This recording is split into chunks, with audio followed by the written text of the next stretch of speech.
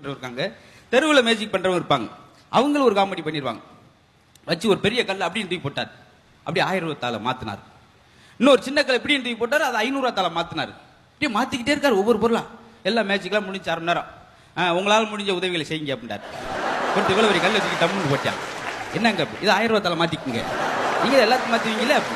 அது நம்ம எதிர்பார்க்க திரும்ப திரும்ப பார்த்து திரும்ப திரும்ப பார்த்து பார்த்து திரும்ப திரும்ப பேசி பேசி திரும்ப திரும்ப பேசி பேசி திரும்ப திரும்ப காதல் சொல்லும் கனவு காதலா வசந்த மாமா. இன்டர்வியூ போனோன்னு உட்கார சொன்னார்.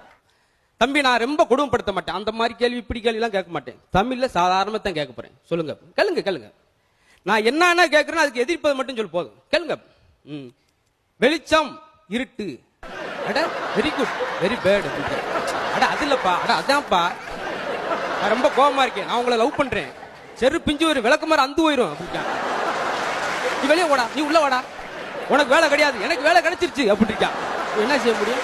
நம்ம 2 பேரும் சைக்கிள் போயிருக்கான். மாப்பிள சைக்கிளை வேமா ஓட்டுறா, படம் போட்டுருவாங்க, இதுக்கு மேல வேமா போனா திணறல் நம்ம படத்தை நாளைக்கு காலைல ஓட்டுவான்டா, வேணாம் மெதுவா போல நல்லது. இப்ப கவுண்டருக்கு போய் பயங்கரமா பேர்த்து விறுவிறுத்து போய் கையை கொடுத்துருக்காங்க. டிக்கெட் எவ்வளவு? 60 ரூபா, 30 ரூபா தருவேன். ஏன் படம் பாதியா நல்லா இருக்காமல, இப்படியா செய்ய முடியும்?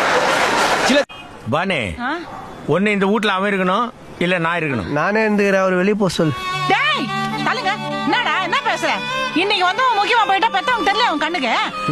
ஏண்டா, உன்னை கஷ்டப்பட்டு பெத்து வளர்த்து படிக்க வச்சு கடனை உடனே வாங்கி கடை வச்சு கொடுத்த இந்த அப்பா உனக்கு தெரியல இல்ல? தெரியல. டேய் திரும்பி நிக்கிறாருமா. என் உயிரே உன்னை எனக்கு ரொம்ப பிடிக்கும், உன்னை சேர்ந்தா தாண்டி என் இதயம் துடிக்கும், அழகு எனக்கு உன் மேலே ஏக்கும், உன்னை பார்க்கலனா எனக்கு வரல தூக்கம், என் கண்ணு கலங்குது, என்னோட மனசு வலிக்குது, உன் முகத்தை பார்க்கவே என் உயிர் துடி. எதை வேணாலும் மறைய வச்சிருவேன், எதை வேணாலும் மறைய வச்சிருவேன். என் மனைவி மறை வைக்க முடியுமா உங்களால? அவர் சொன்னாரு, என் மனைவி மறை வைக்க முடியாத, நான் மறைஞ்சு வாழ்ந்துகிட்டு இருக்கேன் அப்படின்னு அவர் சொல்லியிருக்காரு.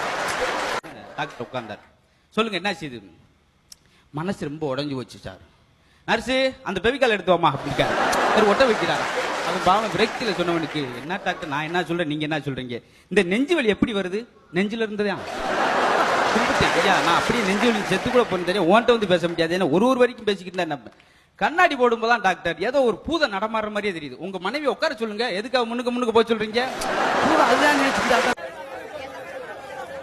உங்களோட 52வது வயசு வரைக்கும் அவமானப்பட்டு, அசிங்கப்பட்டு, துன்பப்பட்டு, துயரப்பட்டு, கஷ்டப்பட்டு, கருமாயப்பட்டு, கேவலப்பட்டு ஒரு பிச்சைக்காரனை விட படாத பாடுபடுவீங்க. 52 வயசுக்கு மேல அதுவே பழகிரும்.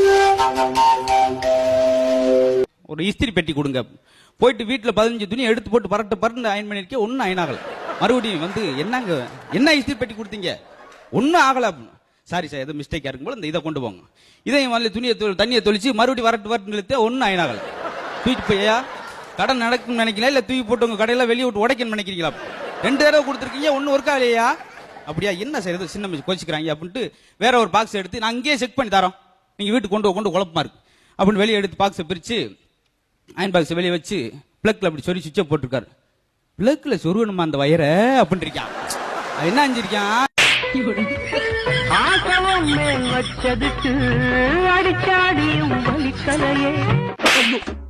அப்படிங்க நானும் அப்ப இருந்து பாத்துக்கிறேன், ஊட்டாண்ட வந்ததுல இருந்து சும்மா டாக்டர் குத்துக்கிறேன். என்னடா பிரச்சனை உனக்கு?